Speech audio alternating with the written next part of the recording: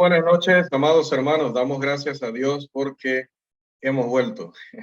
No del más allá, pero de por ahí cerca, de por algún barrio cercano. Hemos estado pasando una crisis de salud importante, afectando una de nuestras dos armas principales de trabajo, como es la voz, debido pues a una especie de gripe agresiva que hay ahorita mismo en nuestro país. No sé si en la región, pero dando gracias a todos los que han estado orando, tanto los que están hoy en esta sala, como los que hoy no han podido estar, como todos aquellos que luego se conectan y también le dan seguimiento a estas lecciones que sabemos que también han estado orando. Todavía necesitamos esas oraciones siempre, pero en cuanto a la salud, todavía pues estamos en ese proceso. El hermano Irving también y el hermano Rafael, ahí está como con principio de eso, pero que el Señor en su gran misericordia y con todos los recursos que tiene a disposición, permita que el hermano no caiga en este ciclo tan fuerte, ¿no? de esta situación, sino que todos podamos seguir adelante con las fuerzas, con la energía, siempre con la disposición de seguir adelante en nuestro estudio de la palabra, sobre todo en esta temática tan interesante y tan importante que no me quería perder de ninguna manera, hermanos. Así que si ha habido un momento en que me he preocupado de tomarme todo lo que me han recomendado, de hacer prácticamente todo lo que me han sugerido, ha sido ahora para poder estar aquí con ustedes esta noche, para iniciar nuestra lección número 3, la definición bíblica de dos términos que son clave y serán clave durante todo nuestro curso, que son los términos fornicación y adulterio. Recuerden, ¿por qué es importante lo que estamos haciendo ahora? Que es bastante básico. Aparentemente avanzamos bastante lento, pero es que esto es así, porque más adelante estaremos volviendo una y otra vez, como cuando Jesús dijo, ¿no habéis leído al principio? Pues yo...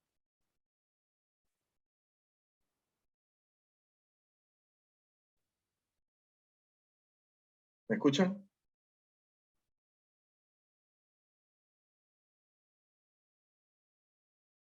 ¿Sí? Ah, ok. Aparentemente, bueno, parece que Carlos inició desde otro lugar. Vamos a ver, denme un segundo. Bien, disculpen. Decía entonces que vamos a hacer como el Señor Jesús que decía, vamos allá al principio. ¿Cómo eran las cosas desde allá? Bueno, nosotros hablaremos de las definiciones y diremos una y otra vez qué habíamos dicho, qué es adulterio, qué es fornicación, qué es matrimonio, qué es divorcio. Entonces, siempre en cualquier discusión que venga hacia adelante, pues vamos a estar basándonos en estas primeras lecciones. Bien, introduciéndonos ya a nuestro tema de hoy, la definición bíblica de fornicación y adulterio, creo que todos estamos conscientes de que ciertamente estos son tiempos desafiantes para aquellos que han decidido o hemos decidido caminar o andar en las sendas antiguas, cuando esta expresión se refiere a caminar conscientes y comprometidos con todas nuestras obligaciones, incluidas las sexuales y las maritales respecto a lo que Dios enseña sobre estos temas. Mucha gente tiene en muy poca estima lo que la Biblia enseña y muy poco respeto por el hecho de que la Biblia enseñe sobre cualquier tema. Y como el pensamiento mundano invade cada vez más a la mente de los hermanos, cada vez somos más o son más los que se alejan de lo que la Biblia enseña con respecto al matrimonio, el divorcio y el nuevo matrimonio. En la medida en la cual la sociedad de nuestros días se ha vuelto cada vez más inmoral, la iglesia de nuestro día se ha vuelto cada vez más relajada en su compromiso con la verdad eterna. Según la Biblia, es un hecho que ningún adúltero y ningún fornicario irá a la gloria. Dice Gálatas 5, 19 al 21, que es imposible que alguien en una de estas prácticas pueda heredar el reino de Dios. Y Hebreos 13, 4 dice que más bien la condenación de Dios será sobre aquellos involucrados en la fornicación o el adulterio. Ese hecho significa entonces que hay una forma de poder aprender exactamente qué constituye fornicación y qué constituye adulterio. Y yo sé que a veces, como decía hace unos días, y hoy tengo que recalcarlo, Sé que a veces la discusión detallada de algunos puntos complejos le da la impresión a algunos de que no hay manera de determinar realmente cuáles son nuestras obligaciones en relación con este tema del matrimonio, el divorcio y las nuevas nupcias o el nuevo matrimonio.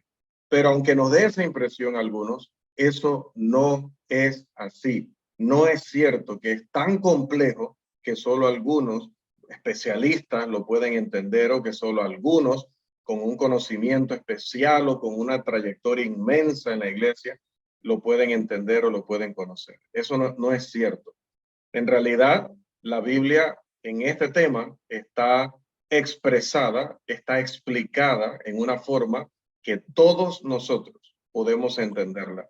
De otra manera, entonces habría excusa en las personas delante de Dios para decir, bueno, no importa en qué me haya involucrado yo en cuanto al matrimonio y el divorcio, porque como no se podía entender, como había que ser un erudito, como había que ir a una escuela de predicación, como había que saber griego y hebreo, entonces tengo excusa. No, vamos a ir aprendiendo, vamos a ir notando que toda la enseñanza bíblica es muy, pero muy clara y muy directa sobre todas estas cosas.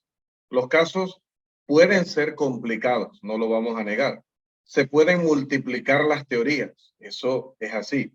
Y sin embargo, los principios bíblicos que están involucrados en esta doctrina son cognoscibles, es decir, se pueden conocer.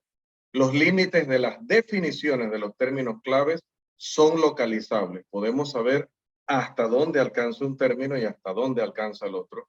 Y la verdad del asunto involucrado es implementable, es decir, la podemos poner en práctica, la podemos aplicar porque la podemos entender en primer lugar. Si la salvación se basa en el aprendizaje y la obediencia a la verdad, porque así lo dice Juan 8:32, Gálatas 5:7, Romanos 6:17. Y si parte de ese saber y obedecer implica nuestras obligaciones en materia sexual y matrimonial, entonces la verdad de estos asuntos puede ser y debe ser conocida. Sí puede requerir un gran esfuerzo de nuestra parte aprender con precisión la verdad y tener una gran voluntad de aplicarla, pero debemos estar preparados a la altura de nuestra responsabilidad en este aspecto. Para decirlo más concisamente, les voy a presentar aquí nuestra proposición para que todavía lo podamos declarar de manera más simple. Si Dios exige que yo no sea fornicario ni adúltero, y dos, si Dios me exige que no participe en las obras infructuosas de las tinieblas, y tres, si la fornicación y el adulterio están involucradas en las obras infructuosas de las tinieblas o involucrados, entonces esto significa que yo puedo aprender lo que es la fornicación y lo que es el adulterio. No tiene sentido que Dios me prohíba ser fornicario y me prohíba ser adúltero. No tiene sentido que Dios me exija que no ande en las obras infructuosas de las tinieblas y yo no pueda entender ninguna de esas cosas. No tienes que ser adúltero, no tienes que ser fornicario, pero yo me quedo confundido y digo, Señor, ¿pero a qué te refieres con eso? Simplemente te estoy diciendo que no puede ser eso. Además, no puedes practicar las obras de las tinieblas y estas dos cosas están incluidas dentro de las obras de las tinieblas. Pero Señor, le he dicho que no entiendo estos conceptos. Simple y llanamente, no puede ser eso porque no entrará al reino de los cielos.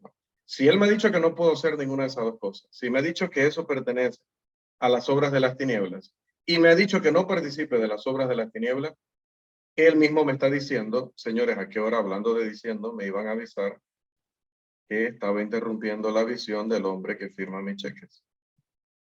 Ahí ya nos ubicamos mejor. Ya me dijo que si no ve aquí, tampoco va a ver bien para firmar, así que imagínense. Si él me ha dicho que no puedo practicar estas cosas, si él me ha dicho que no puedo hacer esas cosas, definitivamente, entonces debo entender bien los conceptos. Y para entender bien los conceptos, él tuvo que haberlos explicado bien, tuvo que haberme dejado la definición correcta. Así mismo es, Chris. Buenas noches, bienvenido. Debe haber perdón cuando uno reacciona a tiempo. Así que Vamos entrando, amados hermanos, ya directamente en nuestra discusión. Nuestro hermano Daniel ha regresado aquí por tercera vez. Está dando problemas Apple. Bien, entremos entonces a nuestro primer término, fornicación. La palabra fornicación es la más general de las dos palabras que vamos a discutir en esta lección. La palabra fornicación, nuestra palabra en español, viene de la palabra griega que vemos en pantalla, que es la palabra porneia, que implica relaciones sexuales ilícitas en general. Así que la palabra cubre todas las relaciones sexuales ilícitas, incluidas las que serán especificadas o las que específicamente serán llamadas como adulterio. Entonces, la palabra cubriría, si es relación sexual ilícita en general, cubriría todas las relaciones heterosexuales que no son lícitas, toda relación homosexual, ninguna de las cuales es lícita, todo trato sexual entre el hombre y la bestia, ninguno de los cuales es lícito. Por supuesto, cuando nos referimos a lícito, nos referimos a lo que es lícito según Dios o a lo autorizado por Dios a través de la palabra. La palabra de Dios determinará para nosotros lo que es lícito. Como se acaba de mencionar, las posibilidades sexuales incluyen heterosexualidad, homosexualidad, bestialidad. En cuanto a las categorías 2 y 3, nunca son correctas.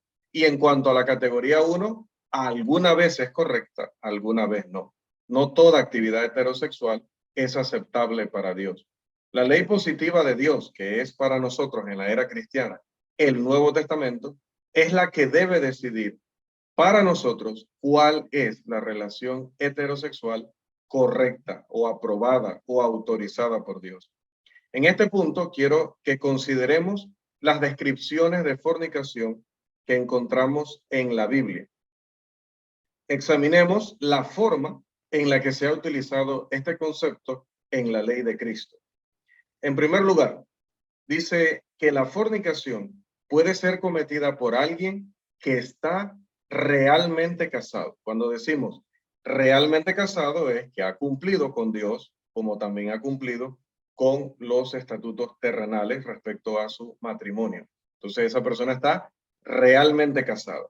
Luego veremos el por qué decimos realmente. Jesús dijo que una esposa podría cometer fornicación.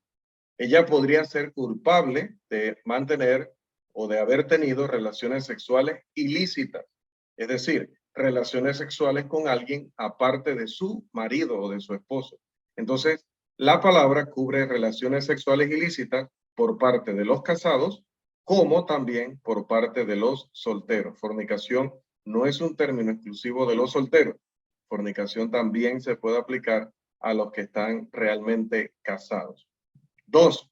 Se trata el tema de la fornicación en el Nuevo Testamento desde la perspectiva de que este es un mal contra un hermano. Vamos por favor a Primera de Tesalonicenses 4, 3 al 6 y Primera de Timoteo 5, 2. Sí les voy a pedir, como siempre, que seamos lo más expeditos. Primera de Tesalonicenses 4, 3 al 6, lo tenemos en pantalla, o sea, la cita.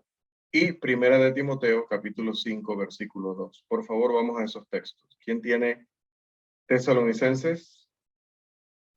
¿O quién desea leerlo?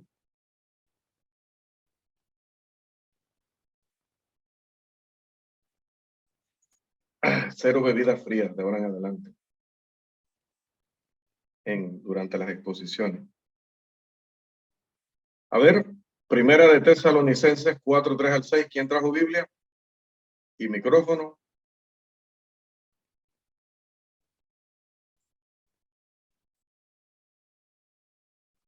Buenas noches, hermano Daniel, bienvenido. ¿Me escuchan? Sí, hay un común eco ahí. ¿Y ahora? Ahora sí. Primera Tesalonicense 4 del 3 al 6. Correcto. Y otro hermano mientras busca Primera de Timoteo 5:2, por favor. Bien, dice, pues la voluntad de Dios es vuestra santificación, que os apartéis de fornicación, que cada uno de vosotros sepa tener su propia esposa en santidad y honor, no en pasión de concupiscencia como los gentiles que no conocen a Dios, que ninguno agravie ni engañe en nada a su hermano, porque el Señor es vengador de todo esto, como ya os hemos dicho y testificado. Gracias, hermano. Allí dice que este tipo de pecados agravia a los hermanos, les hace daño, es una infracción bíblica cometida en contra de alguien. ¿Qué nos dice 1 Timoteo 5:2, Christopher? Dice así: a las ancianas como a madres, a las más jóvenes como a las hermanas, con toda prudencia. Allí nuevamente, ¿no? Dice que él habla del comportamiento, en este caso del evangelista, con las jóvenes, y les dice que tiene que tratarlas, bueno, también con las hermanas mayores, pero les dice que tiene que tratarlas con toda pureza. Obviamente le está dando a entender que tratarlas de otra manera sería pecar contra ellas. Esto sería involucrarse, obviamente, en inmoralidad sexual. Según las escrituras, las relaciones sexuales deben estar limitadas a los matrimonios que son autorizados por Dios. Si un hombre tiene relaciones sexuales con una mujer que no es su esposa, entonces alguien, una hermana en este contexto, pero cualquier mujer puede ser, ha sido perjudicada según estas dos citas bíblicas. Aquí la palabra fornicación evidentemente se refiere a un hombre que tiene relaciones sexuales con otra persona que no es su esposa.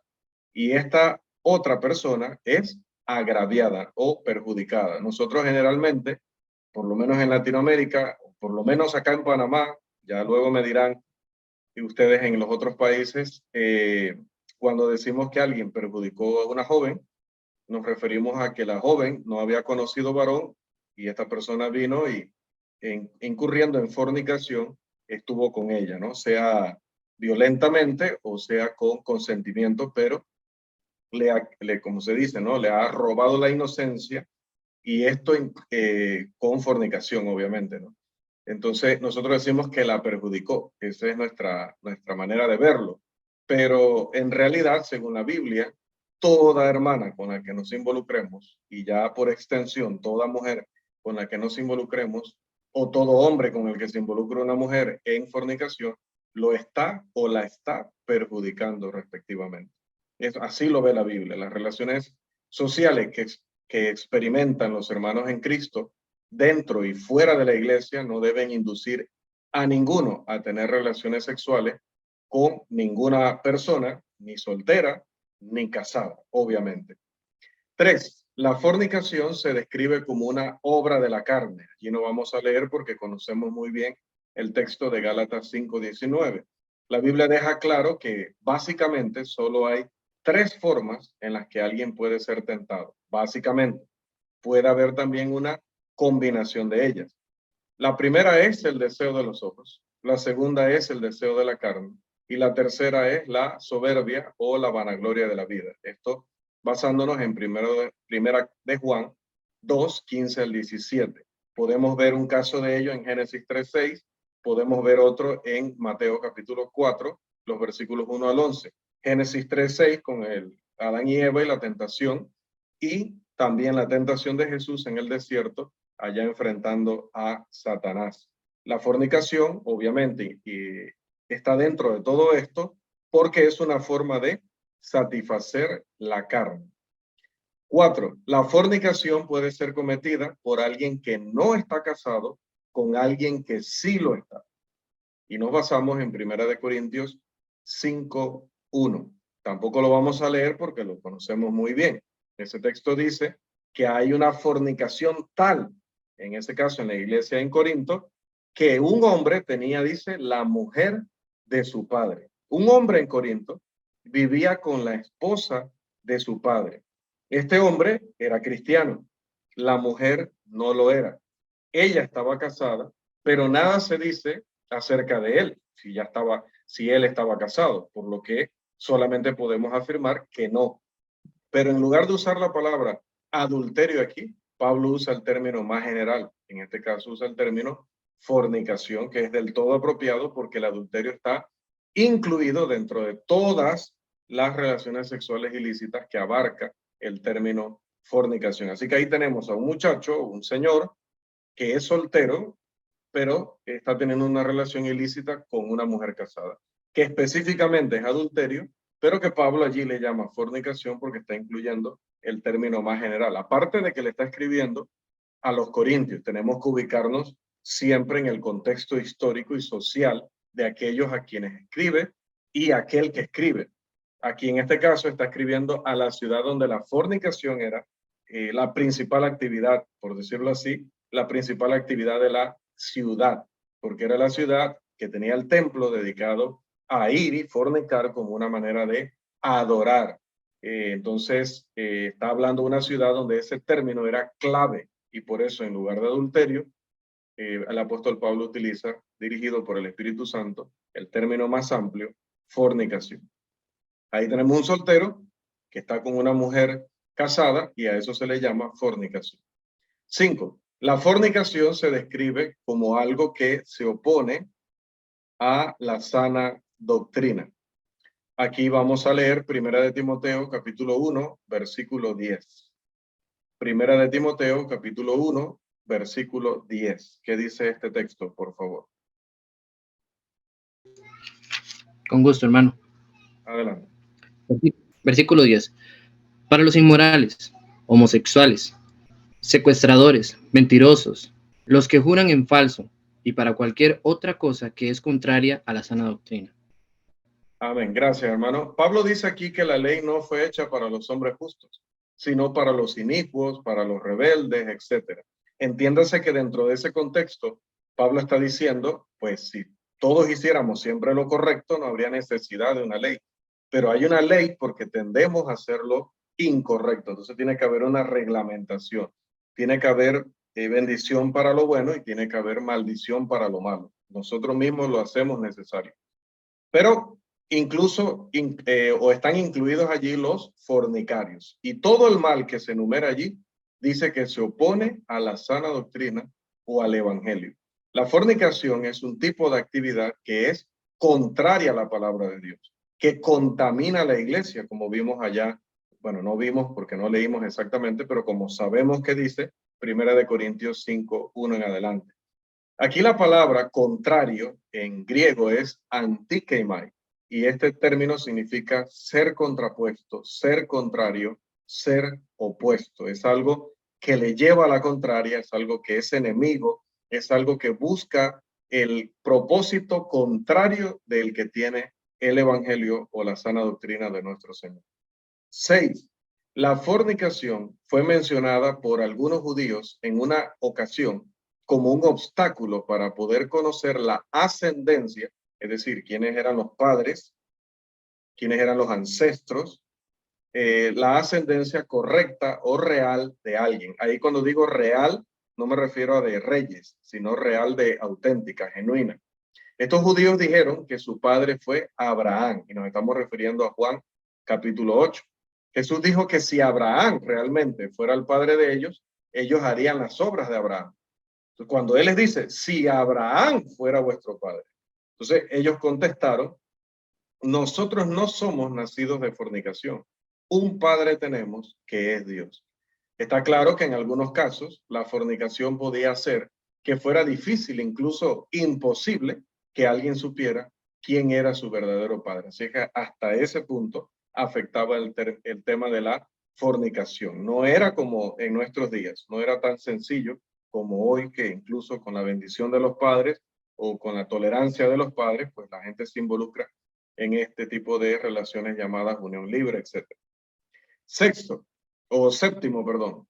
La fornicación se describe como una condición que trae o atrae la ira de Dios. Vamos, por favor, a Colosenses capítulo 3, los versículos 5 al 7. Por favor, hagamos lo que creo que está haciendo Christopher, que es fijarse en la cita que viene y tenerla allí lista, ¿no? Para cuando vamos a hacer la lectura. Muy agradecido por eso.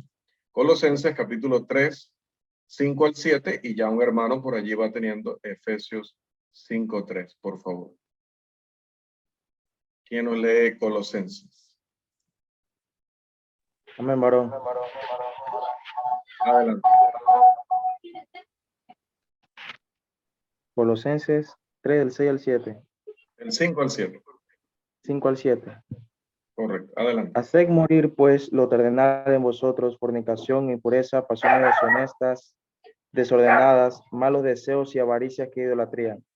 Cosas por las cuales la ira de Dios viene sobre los hijos de desobediencia, en las cuales vosotros también anduvisteis en otros tiempos cuando vivías en ellas. Gracias, hermano. A los hermanos en Colosas se les dice que hagan morir a sus miembros para pecados como la fornicación. Los pecados que Pablo enumera atraen la ira de Dios. Y Pablo dice que los hermanos en otro tiempo habían andado en estas cosas y que no solamente habían andado en ellas, sino que habían vivido en ellas. Entonces, fornicación aquí no se trata simplemente de la comisión de un acto manifiesto en un momento específico, sino que también se habla de él como un estado o condición en la que alguien puede vivir durante un tiempo. Alguien puede vivir practicando fornicación. Es mentira que la primera relación sexual es fornicación, pero que si esa persona se queda viviendo con la otra y actúan como si fueran esposo y esposa, pues a partir de allí ya no es fornicación. No, aquí Pablo dice que si tú cometes fornicación, pero sigues repitiendo ese acto durante tu vida, o sea, sigues teniendo esa relación sexual para la que no estás autorizado con esa persona que no tampoco está autorizada a estar contigo, aunque estén juntos, aunque vivan muchos años, sigue llamándose fornicación. 8. La fornicación se representa como algo que no debe ni mencionarse entre los santos. ¿Qué dice Efesios 5:3? Obviamente la mencionamos, en este contexto hay que aclarar, nosotros la tenemos que mencionar porque enseñamos de ella, pero el apóstol Pablo se refiere a no deleitarnos en ello, a no entrar en detalles innecesariamente, porque ya les decía el otro día que yo tuve un evangelista que cuando el hombre iba a dar un ejemplo, o sea, yo con 14 años ni siquiera conocía el cuerpo de una mujer desnuda, pero con lo que él describía ya uno se iba haciendo unas ideas en medio sermón. Entonces, Pablo dice que esto está prohibido, nosotros no debemos estar hablando de eso, y él lo hacía a veces como sonriéndose, como se sentía como que a veces se deleitaba recordando lo que era y luego se ponía serio y seguía con su punto, ¿no?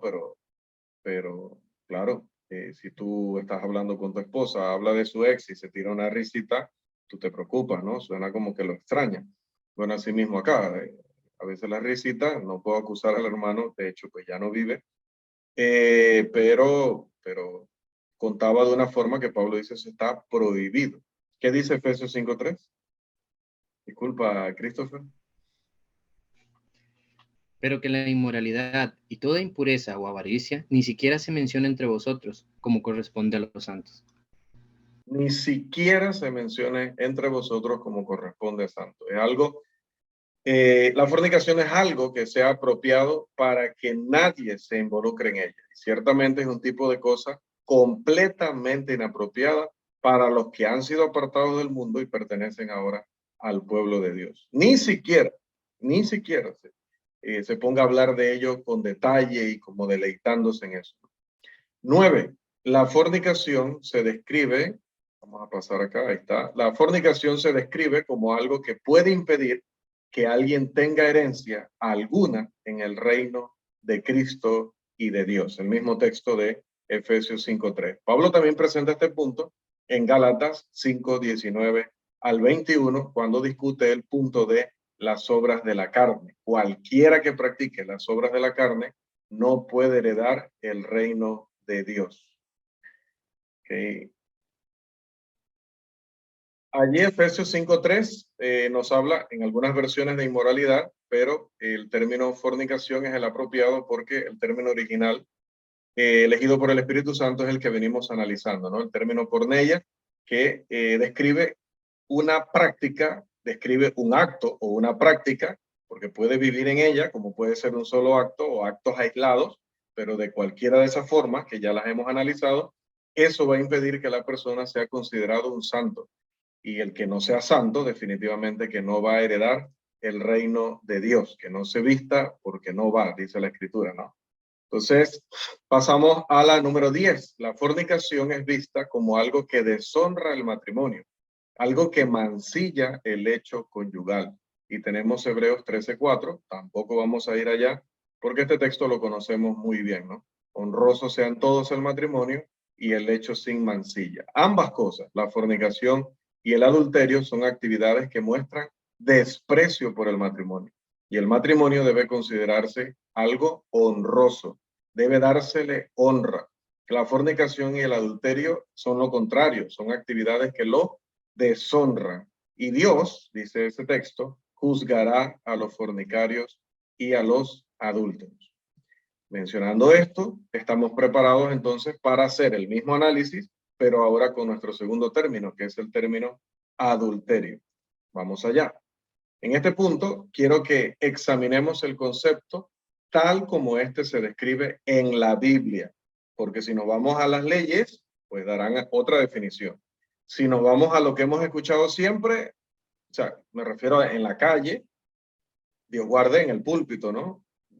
Teorías, pero nosotros queremos saber, siempre queremos saber en esta escuela, siempre queremos saber en nuestro ministerio, siempre queremos saber en nuestro estudio personal lo que dice Dios. Eso es lo que queremos saber. Teorías, costumbres, culturas y estas cosas, o culturas reformadas, no nos interesa. Nos interesa qué dice Dios. Vamos entonces a ello. Adulterio. 1. El adulterio es visto en algunas ocasiones como un acto. Si nos vamos a Juan 8:4, lo conocemos muy bien, los acusadores de la mujer dicen que ella había sido sorprendida en adulterio y especifican en el acto mismo. Si la acusación era cierta o no, pues ese es otro asunto, ya lo he mencionado por ahí anteriormente, pues si eso era cierto, ¿dónde estaba el hombre que había estado con ella? ¿O es que era amiguito de estos? ¿O es que todo esto era una mentira? ¿O es que la mujer se prestó? Bueno, la mujer no se prestó porque el Señor dice que se podía retirar, la hubiera reprendido, ¿no? Bien, veo cuando uno se pone a teorizar, ¿no? Si era cierto o no la acusación, ¿en qué condiciones se dio? No sabemos, pero lo importante es que nos muestran aquí los judíos que el adulterio podía describirse como un acto. Bien, la palabra adulterio se utiliza para una acción específica en un momento específico. Dijeron que la mujer había sido atrapada en el momento haciendo aquello a lo que se le conocía como cometer adulterio. 2. El adulterio es tratado también como una condición marital, es decir, dos personas pueden estar casadas y aún estando casadas y no acostándose con otras personas, sino solo entre ellos, que son marido y mujer, según la Biblia, se les puede considerar adúlteros bajo ciertas circunstancias. ¿Cuáles? Las de Mateo 5:32 y las de Mateo 19:9. Es decir, el Señor enseñó en estos pasajes que veremos más adelante con todo el detalle del mundo, tengamos fe, esperanza y paciencia, enseñó que el que se casa con una mujer repudiada comete adulterio, sea que fuera repudiada por cualquier causa, o sea que fuera repudiada porque ella cometió adulterio, el que se casa con esa mujer comete adulterio. La nueva unión puede ser un matrimonio legalizado, pero el Señor lo declara como un matrimonio en condición pecaminosa. Esto muestra que un matrimonio legalizado, un matrimonio legal, un matrimonio civil y un matrimonio bíblico no necesariamente y no todo el tiempo son lo mismo. ¿Sí? Una persona puede estar casada civilmente y delante de Dios no estar casada. Como todas las personas que están casadas delante de Dios también están casadas ante la ley civil o ante, bueno, ya veremos eso luego. Voy a decir, hasta allí voy a dejarlo, que estén casados ante la ley civil. Pero si alguien repudia a su mujer y no es por fornicación y se casa con otra, este matrimonio no es más que un adulterio legal. Si el hombre repudia a su mujer por cualquier causa y se casa con otra, él adultera. Y el que se casa con la que él repudió comete adulterio. Si bueno, no me voy a adelantar, sigo. 3. El adulterio es tratado como algo causado, al menos en parte, por alguien que repudia injustamente a su cónyuge. Miren, adulterio se puede considerar algo que provocó el que se divorció de una mujer por cualquier causa. Esto lo dice Mateo 5:32. El Señor dijo que si un hombre repudia a su mujer y no es por fornicación, él la hace adúltera, él la convierte en una adúltera, porque sobre todo en el primer siglo, yo creo que en todos los tiempos, pero principalmente en esa época, la dejaba en una situación tal que esa mujer necesariamente 999 veces de 1000, sino 1000 de 1000, iba a buscarse otro marido. Entonces, ¿quién provocó ese acto? Ella llevará su responsabilidad. Si su nueva unión es un matrimonio legal, bueno, será legal ante los hombres, pero ante Dios es simplemente fornicación. Y aunque ella será culpada de su pecado, el hombre que la repudió injustamente, dejándola sola, dejándola desamparada, dejándola en esa situación de necesidad en todos los sentidos, también será culpable de ese pecado de ella. Él será culpable y ella será culpable. 4. El adulterio se describe como una relación que viola la ley del marido.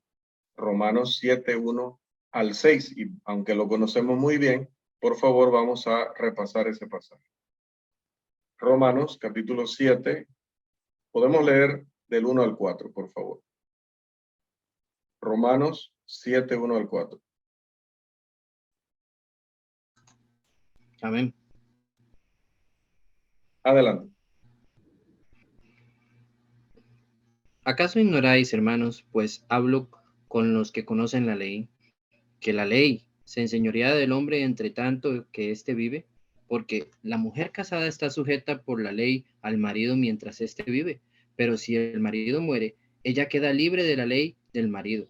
Así que si en vida del marido se une a otro varón, será llamada adúltera, pero si su marido muriere, es libre de esa ley, de tal manera que si se une a otro marido, no será adúltera. Así también vosotros, hermanos míos, habéis muerto a la ley mediante el cuerpo de Cristo, para que seáis de otro, del que resucitó de entre los muertos, a fin de que llevemos fruto para Dios. Gracias, hermano Christopher. Pablo señala que la mujer, ahora, aquí está presentando obviamente el caso de la mujer con la ley del marido, por razones obvias, que no entraremos en ellas ahorita. Luego decía, todos estos pasajes los vamos a ver con detalle, pero obviamente aplica para ambos lados, ¿no? Tanto el marido está ligado a la ley de la mujer, como la mujer está ligada a la ley del marido. Pero le vamos a llamar la ley del marido porque es el ejemplo que está poniendo Pablo específicamente aquí. Pablo señala que la mujer está ligada por ley o por la ley a su marido, mientras éste viva. Mientras viva.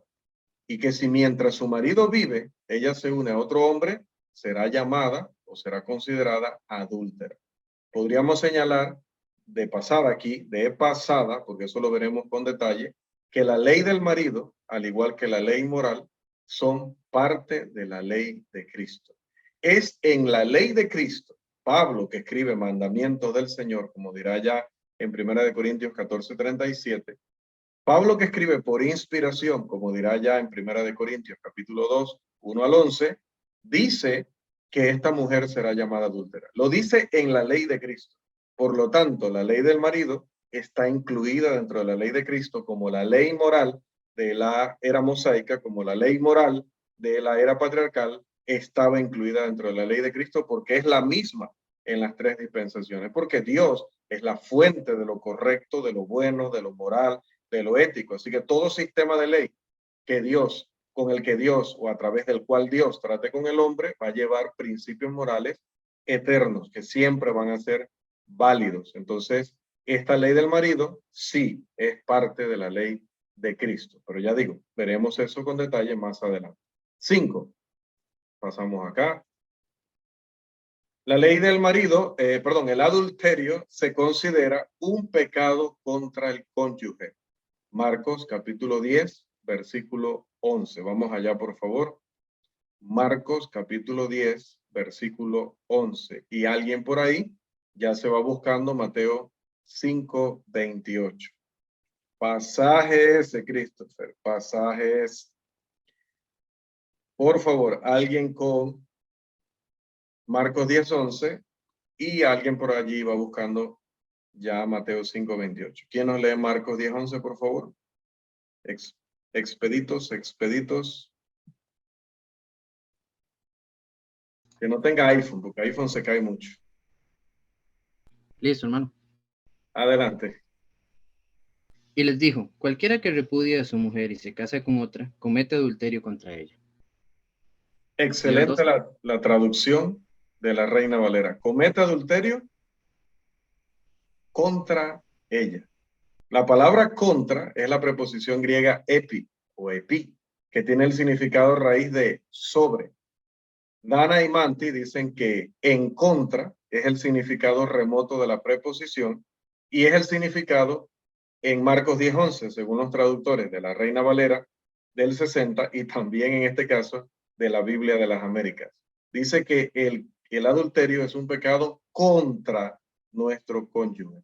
Este hombre ha cometido adulterio contra o en contra de su esposa o en perjuicio de su esposa, se la repudia y se casa con otra. Muy importante, mire, él la repudia, se casa con otra, pero Dios le sigue diciendo, has cometido adulterio contra la esposa que yo te di y la que yo te apruebo.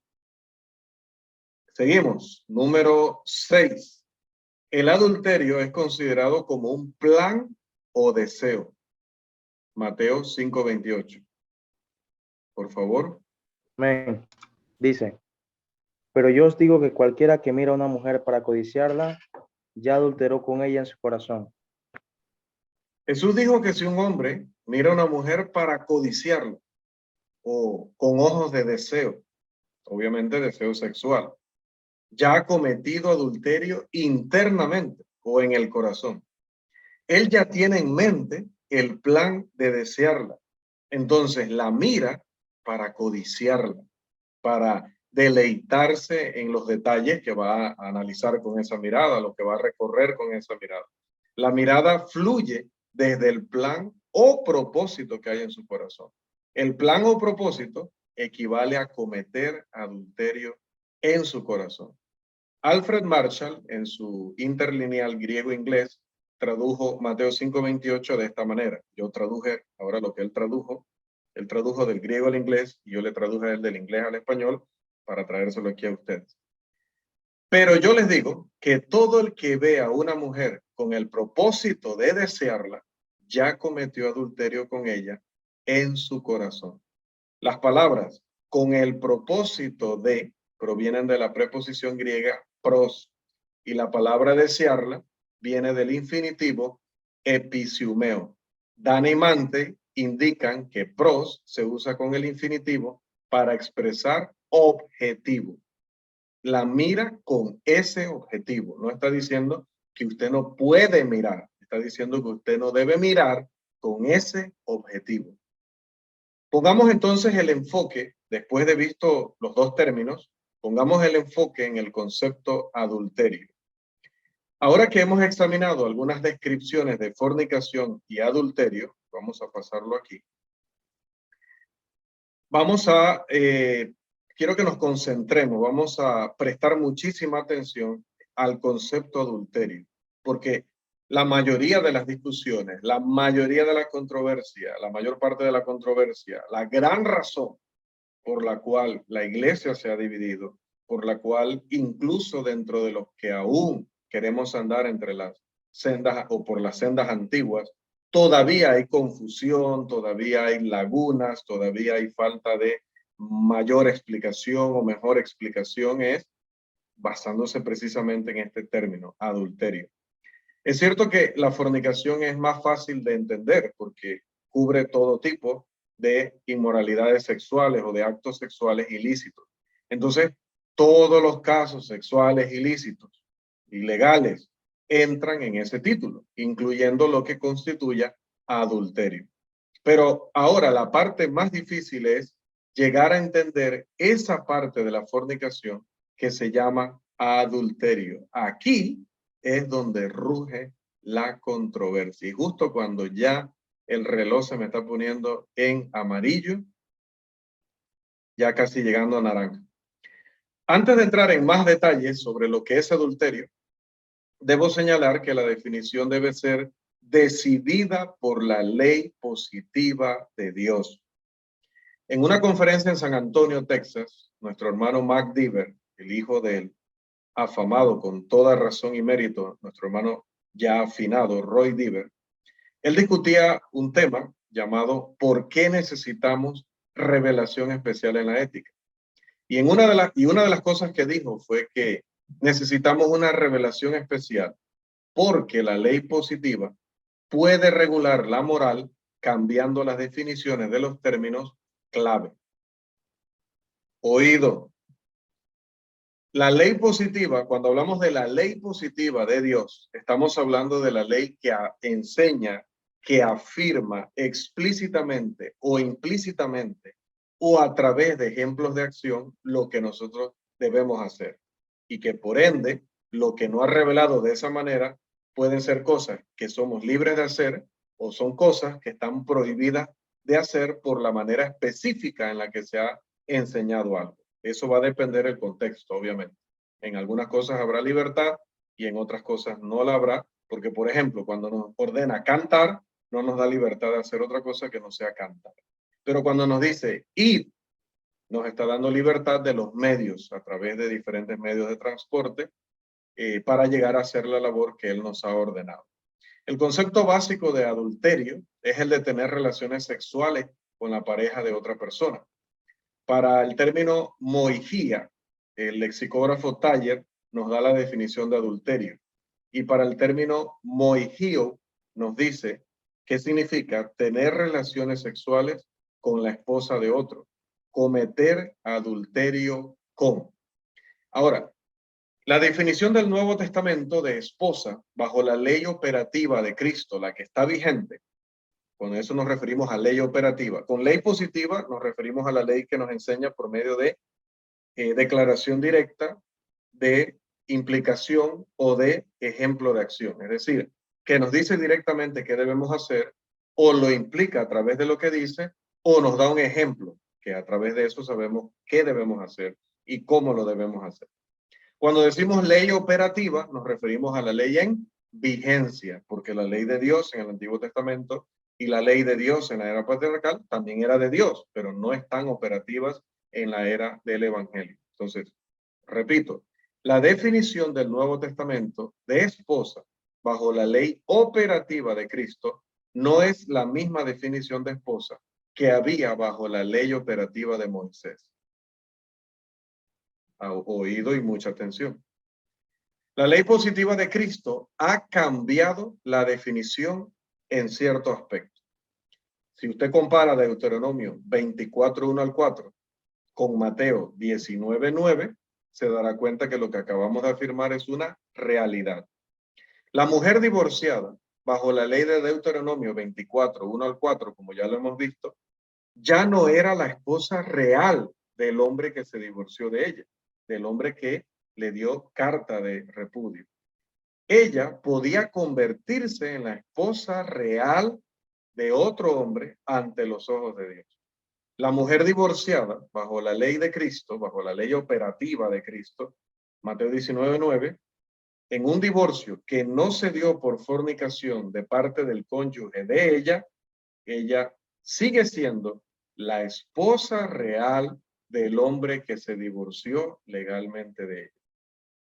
Repito, en Deuteronomio, la mujer que es repudiada dejaba de ser la esposa real de ese hombre a partir de ese momento y podía ser la esposa real ante los ojos de Dios de otro hombre. En cambio, en el Nuevo Testamento, en la ley operativa de Cristo, cuando un hombre repudia a su mujer y esta mujer es repudiada, no porque aquel hombre cometió fornicación contra ella, sino porque él la quiso repudiar, cualquier motivo que usted se imagine, esa mujer repudiada por cualquier motivo que no sea la fornicación de su esposo, cuando se une a otro varón, es llamada adúltera. ¿Por qué? Porque sigue siendo la esposa real de aquel que se divorció de ella o que la repudió por cualquier causa. Ella sigue siendo su esposa. Entonces, podemos ver el poder de la ley positiva de Dios para cambiar las definiciones de términos clave a medida que regula la moralidad de un pacto a otro. Un pacto que era defectuoso, limitado, imperfecto, y ahora viene uno que es perfecto, completo, superior, mejor. Entonces, en esta nueva definición dice, en ese caso no podría unirse a otro varón sin ser considerada adúltera. Si el adulterio implica siempre o generalmente el concepto de una esposa o un esposo, entonces se vuelve muy importante saber quién es y quién no es una esposa real o un esposo real bajo la ley de Cristo. La ley tendrá que decirnos qué quiere decir con adúltero y qué quiere decir con adúltera. Pero ahora, pasemos a otro punto importante que nos ayudará a llegar a una definición de adulterio según la enseñanza del Nuevo Testamento. En Mateo 19:9, el Señor enseñó que quien se casa con una mujer que ha sido repudiada estaría cometiendo adulterio. Esto incluiría casarse con una mujer bíblicamente repudiada por su marido a causa de la fornicación de ella. Él es inocente, ella le fue infiel y él la repudió. Si un hombre se divorcia de su mujer a causa de su fornicación, o sea, de ella, ¿no? Siendo él inocente, entonces ella, a partir de ese momento, ya no es su esposa. Importante. Pero quien se casa con esa mujer repudiada, esa mujer infiel y repudiada, que ahora está en esa condición, dice la escritura que comete adulterio con ella, aunque ahora no tenga esposo. Miren, decíamos que generalmente cuando hablamos de adulterio, esto involucra o a un esposo o a una esposa.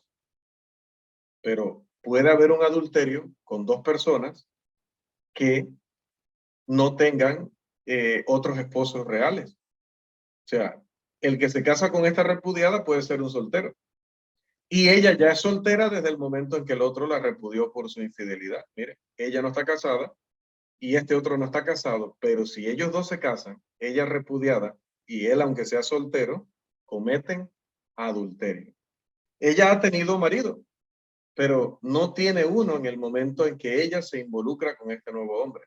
Así que el concepto de adulterio en el Nuevo Testamento no siempre involucra el concepto de un pecado cometido por una persona con otra que no es su pareja actual bíblicamente hablando, porque puede que no tenga en ese momento un cónyuge bíblico actual en absoluto. Puede ser que ambos sean solteros. Pero ahora parecería que, aunque la definición del Nuevo Testamento de adulterio no necesita el concepto de cónyuge bíblico actual, que en ese momento esté casado con, todavía incluye el concepto de un tercero, aunque el tercero ya no sea necesariamente el cónyuge bíblico de la persona que se dice que está cometiendo adulterio, porque es inocente, incluso ya se pudo haber casado con otra persona. Así que, ¿cómo podría esta mujer ser todavía la mujer de él? No puede, sería poligamia, ¿no? Entonces, ella ya no es la esposa de él, pero se le sigue considerando adúltera, como si aún hubiera una tercera persona involucrada en esa relación. Por ejemplo, a ver, en Mateo 19:9, la mujer repudiada por fornicación no puede volver a casarse, por lo menos no con la aprobación de Dios. Si ella se vuelve a casar, a ese nuevo matrimonio se le llama adulterio. Aunque su nueva unión es un matrimonio legal, según la escritura, solo es un adulterio legalizado ante los hombres. Es así porque ella ha violado ¿qué? Ya lo vimos, la ley del marido. Romanos 7:1-6. Recuerda el punto 4 cuando discutimos el término adulterio. Cuando una mujer viola la ley del marido, o cuando un marido viola la ley de la mujer y es repudiado, o es repudiada en este caso por fornicación, luego ella no puede volver a casarse con nadie, por lo menos con la aprobación de Dios. No puede hacerlo bíblicamente. Si esa persona se vuelve a casar, ese matrimonio es solo adulterio y no debido a que exista un cónyuge actual en la vida de ella, porque quizás el otro ya está hasta casado y aunque no esté casado ya no es su marido desde que la repudió. Pero es porque la ley del marido, bajo la cual la mujer ha vivido por un tiempo con su esposo bíblico y que seguirá viviendo hasta que él muera, sigue vigente con respecto a ella y ella no puede unirse a otro varón. Recuerde que explicábamos al principio que el matrimonio es un pacto entre tres, Dios y la pareja. No es solamente un pacto entre dos partes. Así que cuando alguien viola este pacto, queda siendo ya no el esposo ni la esposa de este que le ha repudiado, pero sigue ligado por pacto a la otra parte que sigue involucrada en ese convenio. Por lo tanto, sigue estando atado o atada o ligado o ligada a esa obligación. Es justo aquí que vemos por qué un fornicario que ha sido repudiado no puede volver a casarse bíblicamente. La ley del marido sigue vigente. Este fornicario que ha sido repudiado está ligado, dice Romanos 7, 1 al 6, a una vida de celibato, al menos hasta la muerte del cónyuge bíblico. Eso lo veremos cuando entremos a Romanos 7. Para un concepto que no es exactamente paralelo, no es exactamente el mismo, pero que lo podemos considerar para entender mejor lo que queremos decir, los invito a leer Segundo de Samuel, y hoy vamos a ir cerrando ya porque el tiempo ha vencido. Segundo de Samuel, capítulo 16, los versículos 20 al 23. Segundo de Samuel, capítulo 16, los versículos 20 al 23. Y luego leemos el 20, versículo 3. Por favor, Segundo de Samuel 16, 20 al 23, y luego leemos el 23. El primero habla de lo que Absalón, el hijo de David, hizo para contaminar a las mujeres de su padre. Y en el 23 veremos qué hizo el padre, qué hizo David cuando descubrió lo que había pasado con estas mujeres, qué hizo con esas mujeres. Por favor, Segundo de Samuel 16, 20 al 23. Expeditos. Segundo de Samuel queda después de Génesis, porque antes no hay ningún libro, antes de Génesis no hay ningún libro. Segundo de Samuel 16, 20 al 23. A ver. Con gusto, hermano. Adelante. 20 hasta qué, disculpe. Hasta el 23 y luego Ok. el 20, versículo 3. Muy bien, dice. Entonces dijo Absalón a Iotefel, dad vuestro consejo sobre lo que debemos hacer. Y Iotefel dijo a Absalón, llégate a las concubinas de tu padre, que él dejó para guardar la casa, y todo el pueblo de Israel oirá que te has hecho aborrecible a tu padre, y así se fortalecerán las manos de todos los que están contigo. Muy bien. Ahora Y vamos esta al misma... 20, versículo 3. ¿Qué hizo David cuando descubrió esta barbaridad? Y luego que llegó David a su casa en Jerusalén, tomó el rey las 10 mujeres concubinas que había dejado para guardar la casa, las puso en reclusión y les dio alimentos, pero nunca más se llegó a ellas, sino que quedaron encerradas hasta que murieron en viudez perpetua. ¿Qué les parece? Interesante, ¿no? El fornicario que ha sido repudiado sigue esposado a la ley del marido, como estas mujeres quedaron esposadas de por vida. O sea, ya ellas no podían unirse a ningún otro varón. Él las encerró, dice, les dio todo lo que ellas necesitaban, pero tuvieron que quedarse allí hasta el último día de sus vidas. Entonces, hay algo, hay un principio allí, hay una cadena ahí que no tiene que ver con la relación solamente del hombre y la mujer, sino que esta obligación, esta cadena está con Dios, y esa es la que algunos creen que cuando se sueltan acá de su pareja, se sueltan también, o se sueltan del todo. No, se han soltado acá sí, o los han soltado porque los han repudiado, pero él o ella no se ha soltado de sus obligaciones con Dios. Entonces, parece que el adulterio implicaría el concepto de un tercero, aunque no involucre necesariamente el concepto de un tercero que sea un cónyuge bíblico actual, real, físico. Si la primera parte, un hombre A, aparta a la segunda parte, mujer B, por fornicación o la repudia, y ella se casa con otro, hombre C, ella comete adulterio, y el hombre C comete adulterio también, dice Mateo 19:9. Pero Hablando del texto de Mateo 5:28, ¿hay un tercero involucrado allí? En Mateo 5:27 y 28. Eso lo veremos en la próxima lección. Manténgase atento mientras cerramos nuestra lección de hoy con las dos definiciones, ya en resumen, de nuestra noche. Fornicación es entonces tener relaciones sexuales con alguien que no sea el propio cónyuge, su pareja bíblica, y esto es cometido por una persona no casada con otra persona no casada, o por una persona casada con una persona no casada, o con una persona casada con otra persona casada. En cuanto a adulterio, es una relación sexual que implica a dos participantes, uno de los cuales, al menos, tiene un cónyuge bíblico. Este cónyuge no es la misma persona con la que ahora tiene una relación sexual, o ha tenido un cónyuge bíblico de quien ha sido separado por Dios debido a su propia fornicación. Así que el que se involucre con ella o está involucrado con ella o con él está en adulterio. Esto en cuanto a las definiciones generales.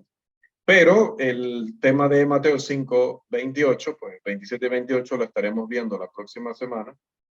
Además de que vamos a hacer algunas aplicaciones prácticas de las definiciones que hemos visto a algunas teorías. Pero otra vez, no me canso de decirlo, será de manera introductoria, porque no vamos a ahondar hasta que llegue la oportunidad de ver cada uno de esos pasajes en detalles. Les prometo que va a ser muy detallado, muy explicado. Como siempre ustedes saben, haré el máximo esfuerzo posible por investigar, por ver todas las perspectivas, posibilidades, para que analicemos todo lo que sea necesario para entender estos pasajes, pero a su debido momento, a su debido momento. Por ahora estamos tocando ciertas cosas solo para comprobar, solo para aplicar las definiciones, porque estamos en el tema definiciones, así que solo estamos haciendo eso. La próxima semana tocamos cómo estas definiciones aplican a ciertas teorías que hay. Vemos lo de Mateo 5, 27, 28 y pasamos a nuestra lección número 4. Así que, hermanos, por esta noche hemos concluido con nuestra sesión de la definición bíblica de los conceptos fornicación y adulterio.